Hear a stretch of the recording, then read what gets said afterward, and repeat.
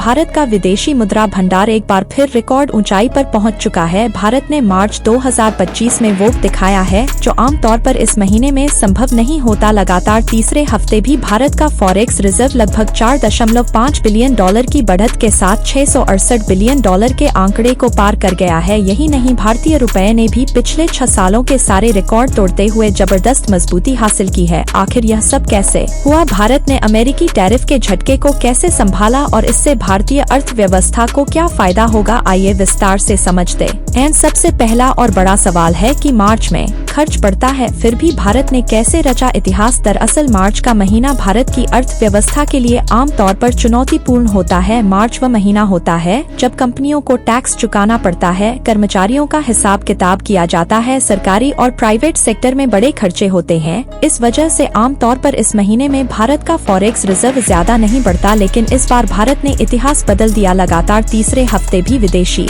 मुद्रा भंडार बढ़ा और सिर्फ एक महीने में ही 20 अरब डॉलर की वृद्धि दर्ज की गई। यह पिछले साल की तुलना में 1.5 गुना ज्यादा है। अब जान लेते हैं कि भारत का फॉरेक्स रिजर्व क्यों इतना जरूरी है। दरअसल विदेशी मुद्रा भंडार किसी देश की आर्थिक सेहत को दर्शाने वाला सबसे अहम आंकड़ा होता है। फॉरेक्स रिजर्व जरूरी है आर्थिक स्थिरता बनाए रखने के लिए, डॉलर की कीमत को कंट्रोल में रखने के लिए, महंगा पर काबू पाने के लिए, विदेशों से जरूरी सामान खरीदने के लिए। अब जान लीजिए कि फॉरेक्स रिजर्व कैसे बढ़ता है। दरअसल जब भारत ज्यादा निर्यात यानी एक्सपोर्ट करता है और विदेशी कंपनियां भुगतान डॉलर या यूरो में करती हैं, जब विदेशी निवेशक भारत में पैसा लगाते हैं, जब भारत के नागरिक विदेशों में काम करके पैसा देश भेजते हैं, इस बार भारत के निर्यात और विदेशी निवेश में तेजी आई है, जिसकी वजह से फॉरेक्स रिजर्व इतना तेजी से बढ़ा है। अमेरिका जब दुनिया पर टैरिफ थोप है तो कई देश आर्थिक संकट में आ जाते हैं, लेकिन भारत ने इसके उलट शानदार प्रदर्शन किया है। अमेरिकी राष्ट्रपति डोनाल्ड ट्रंप ने जब अपने शासनकाल में भारत समेत कई देशों पर भारी टैरिफ लगाए तो दुनिया भर के निवेशकों ने पैसा निकालना शुरू कर दिया। इसका असर भारतीय बाजार पर भी पड़ा।